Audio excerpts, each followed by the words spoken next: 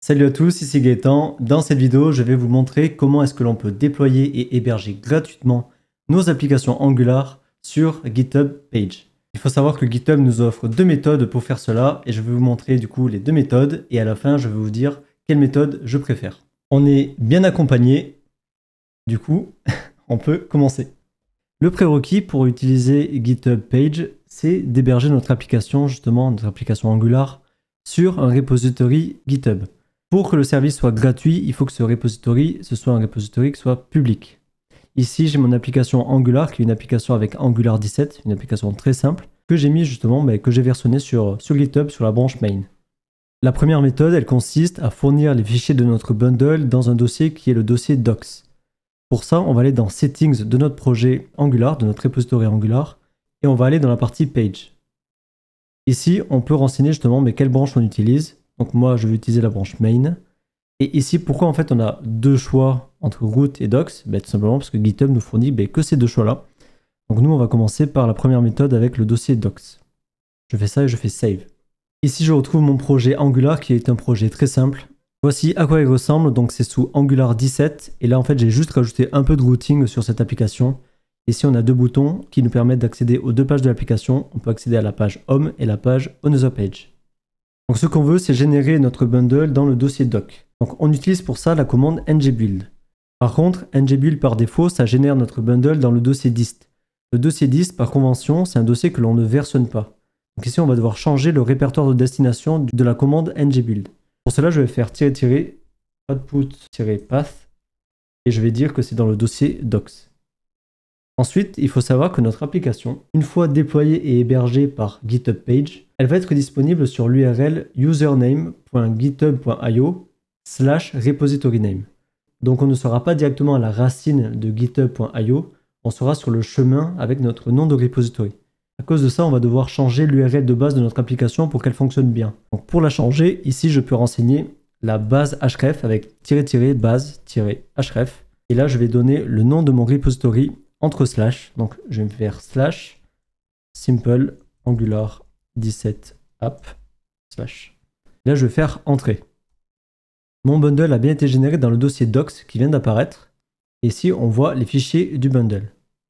Attention, il y a une petite différence avec des applications avec Angular 16 qui n'utilisent pas de server-side rendering. Par exemple, ici, là, je viens de passer sur un projet avec Angular 16. Je viens de faire le ngbuild.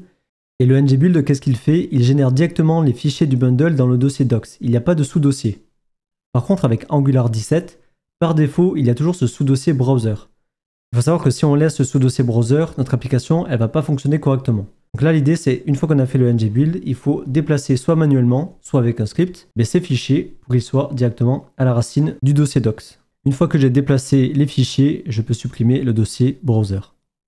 Et là, c'est bon, il ne me reste plus qu'à commit le dossier docs et de push sur le repository. Donc, je vais faire un git add, git commit, add docs folder, git push.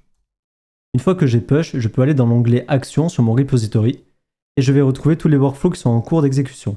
Ici, je vois le build de ma page et son déploiement. Il suffit d'attendre quelques secondes et on voit que le déploiement est en train de se faire. Et ensuite, il va me donner le lien de mon application.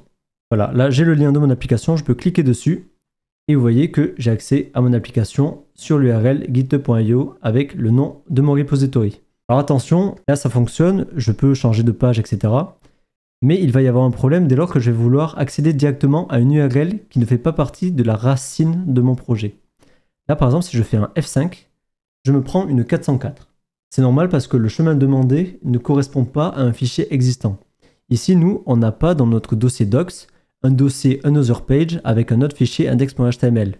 Vu qu'on est sur des single page applications, nous on a un seul fichier index.html. Si vous faites du pré-rendering, vous allez potentiellement avoir des fichiers index.html par rapport à chaque page que vous allez pré-rendre, mais la plupart du temps, voilà, vous avez un seul fichier index.html.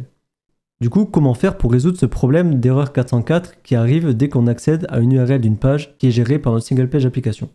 La technique, c'est de tout simplement créer un fichier qui s'appelle 404.html. Et ce fichier, ça doit être une copie de notre fichier index.html. Donc ici, ce que je vais faire, je vais copier mon fichier, je vais le coller, je vais le renommer 404.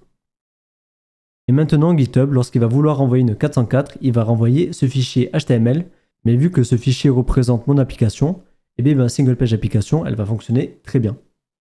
Il ne me reste plus qu'à ajouter et à commit mon fichier, donc add 404 file, et à repush le tout. Mon application s'est bien redéployée, donc je vais aller voir ça. Donc ici, on a toujours notre application qui fonctionne.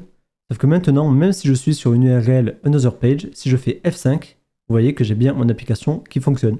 Vous avez vu la première méthode qui consiste à mettre les fichiers de notre bundle dans le dossier docs qui lui se retrouve au milieu de notre projet Angular. Et maintenant, on va passer à la deuxième méthode qui consiste à mettre les fichiers de notre bundle directement à la racine de notre branche. L'idée, ça va être de toujours avoir notre branche main, notre branche develop, où on aura notre projet Angular entier, mais on aura une branche supplémentaire qui va s'appeler GitHub Page, dans laquelle il y aura uniquement les fichiers du bundle. Comme ça, on va bien tout séparer. Allez, je vous montre ça tout de suite. Donc c'est parti pour la deuxième méthode. On ne va plus avoir besoin du dossier docs, donc on va le supprimer. Je vais refaire un commit qui indique que j'ai bien remove le doc folder. Et je vais faire un git push. C'est bon, mon dossier docs a bien été retiré de mon repository. Et maintenant, pour cette deuxième méthode qui consiste à mettre les fichiers de notre bundle dans une branche à part à la racine du repository, nous allons utiliser un package qui va vraiment nous faciliter la tâche. Ce package, il s'appelle Angular CLI GHPage. Grâce à ce package, on va avoir une ligne de commande à exécuter, d'abord pour l'installer avec ngadd, et ensuite on va faire un ngdeploy et ça va automatiquement builder notre application et la déployer sur la bonne branche.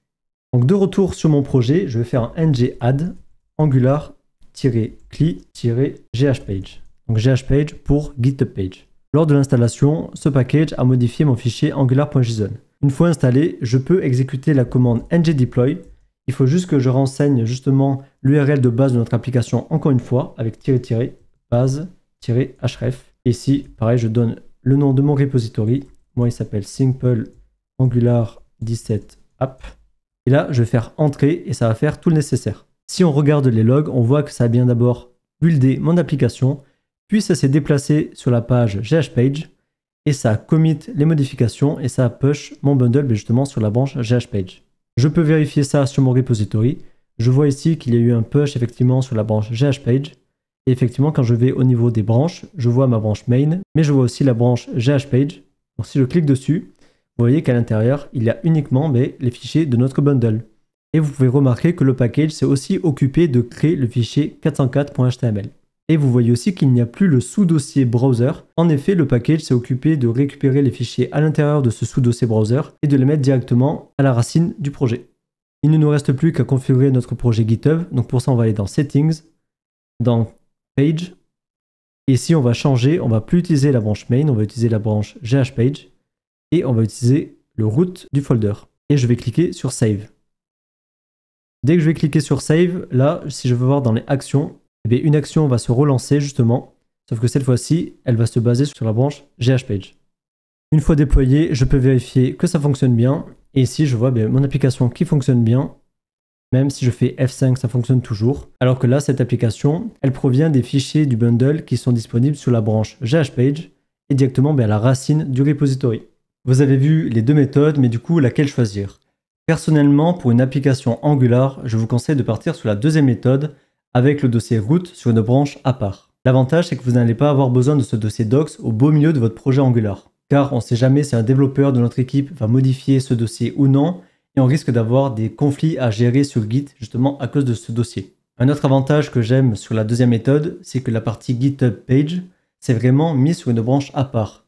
Et en plus, donc c'est bien isolé, mais en plus cette branche, elle est nommée GitHub Page, du coup c'est très explicite à comprendre que ce qui est à l'intérieur, c'est juste pour gérer les GitHub Pages. Et en plus, vous l'avez vu, si on utilise le package Angular CLI GHPage, c'est encore plus facile de déployer son application, même si on est sur Angular 17. Après, héberger son application Angular sur GitHub Page, c'est bien et c'est gratuit, donc c'est très pratique, mais c'est surtout pour des projets de test ou alors pour rajouter une démonstration à son projet Angular sur son repository. Pour héberger par contre une application Angular en production et qu'elle soit SEO friendly afin de générer du trafic naturel sur votre site, là je vous invite à aller voir du coup ma formation Angular SEO sur le sujet, dont je vous mets un lien en description, n'hésitez pas à aller cliquer dessus si ça vous intéresse. Pour terminer, vous pouvez retrouver l'article correspondant à cette leçon sur mon blog gaetangrozies.com.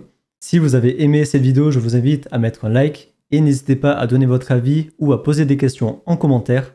Et n'hésitez pas surtout à vous abonner parce que je vais continuer à poster des vidéos sur Angular. Avant de partir, il faut savoir que sur GitHub Page, vous pouvez déployer votre application avec du pré-rendering. Si vous voulez plus d'informations sur le pré-rendering et sa différence par rapport au server-side rendering, je vous invite à aller voir la vidéo sur le sujet qui est juste ici. Allez, salut, à la prochaine.